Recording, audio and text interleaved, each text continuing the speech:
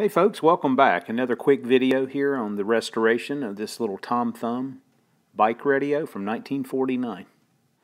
So it's time to go ahead and get started on stripping this old wrinkle finish off. I elected to use a product called Citrus Strip. I've used it before. It's a gel-based product, and also you see I have a odorless mineral spirit that I'll use as a wash itself just to kind of clean up after the fact. A few photos here after applying the stripping gel to the old metal cabinet, and again you can see the old finish really starting to break down really quick. I think this was probably 15 to 20 minutes in after applying the first application. And here's another look, probably 30 to 40 minutes in, and you can see it's really starting to thin out, and I'd hit it with a couple more really light coats. And most of the finish itself is really starting to fall off or completely dissolve. For folks out there stripping for the first time, it's important. Just follow the directions. Let the product that you choose to use just do the work for you. Don't try to speed it along. Find something else to do to occupy your time while the product of your choice just works and breaks down the finish itself. Just makes it simple and easy. After about 45 minutes, I was ready to go ahead and apply the odorless mineral spirits. Again, that was my wash that I elected to use just to get the residue off the cabinet. Again, I used this in a well-ventilated area with the protective equipment. And you can see the cabinet really started to clean up nicely. Got rid of all the residue for the most part. Just a few different angled shots here of the metal cabinet after doing the paint removal there. A little bit of rust there around that antenna bracket. I think I may have some additional photos of that as well. So it's good to see that. I'll actually clean that up, do some de-rusting there. And the primer that I use, should keep that from being a problem in the future. Actually, inside the old metal cabinet itself, there's still some paint residue. So I went back and reapplied some additional stripping gel just on some of the tough areas there for about another 20-30 minutes or so, and then used the abrasive pad that you saw and got rid of the remaining residue, followed by another wash using the mineral spirits. One thing I discovered as I was doing the stripping process, which is kind of neat, that front section there, which is aluminum, is not physically attached to the main body. Those three brackets that you can see here in the photos that I'm sharing actually hold that to the main cabinet itself. So getting that stripping gel on there caused that adhesion to loosen up, and actually that just separated from the main body. Which really is great, because then I was able to get in there and do the detailed stripping that I needed to as well. And then when I go back and apply the final finish, I think it will allow me to do a much better job as well.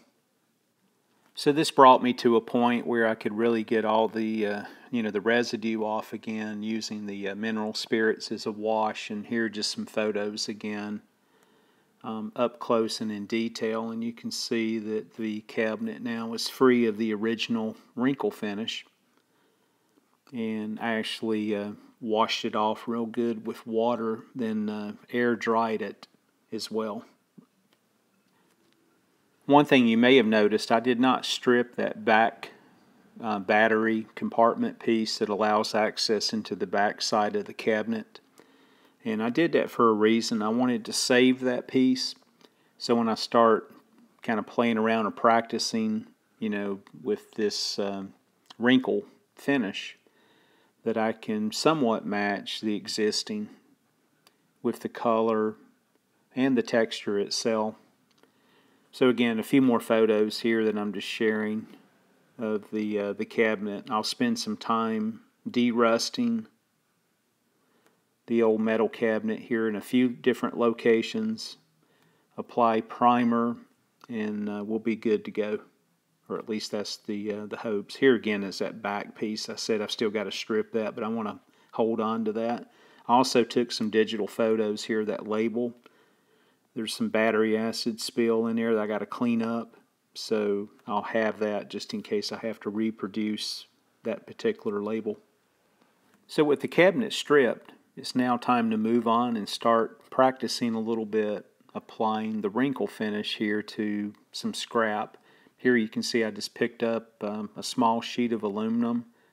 I've got some blue painter's tape here on it just to create kind of a work area that I want to concentrate in. Here I'm scoring the aluminum itself, and I'm using a prep spray just to clean any residue off the aluminum as pictured here.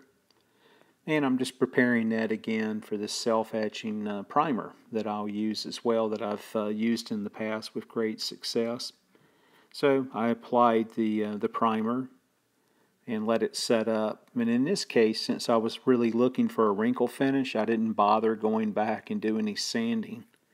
After it set up and dried, here you can see me applying my first coat of wrinkle finish. And here I'm just using the black. And then I waited like 5 minutes or so, then I hit it again with another coat. I waited about 15 minutes and I hit it with a heavy coat of red. When I said heavy, it was more kind of a medium coat.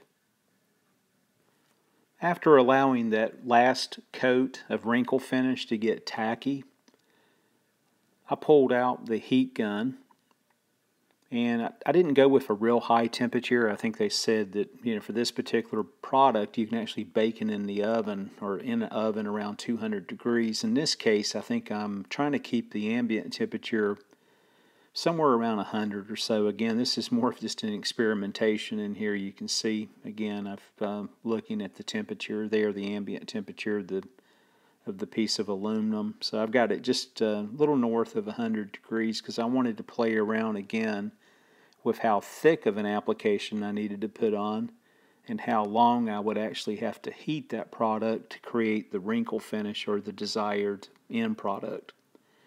So here you can see I've got various notes here where I put the primer on, how long I actually left the paint on between applying the second coat, third coat, and what temperature I actually used on the heat gun to produce the desired wrinkle finish.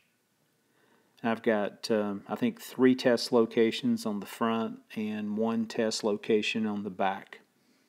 I can tell you one thing that's really been invaluable is taking the time, getting the scrap metal, and doing some practice with the wrinkle finish. And by all means, I don't have it, this technique mastered for sure. It's all about the thickness of the applications and how much heat to apply to get the desired wrinkle. But hey, I'm glad I had some practice time here. Next up, you can see me here. I'm matching the color, and I chose a burgundy enamel with gloss over the top of the existing finish here. And if you look real close here on the back plane that I saved here, you can see those burgundy colors or maroon colors kind of jump out. So I think that's more of the real color of the original finish, and that's what I saw itself underneath the handle. So again, folks, thanks for joining me. That's all I have for this video. Stay tuned. I'll get this wrinkle finish here applied to the old metal cabinet over the next couple weeks, and then we'll dive right into the electrical restoration and get this thing back together. Thanks again for viewing.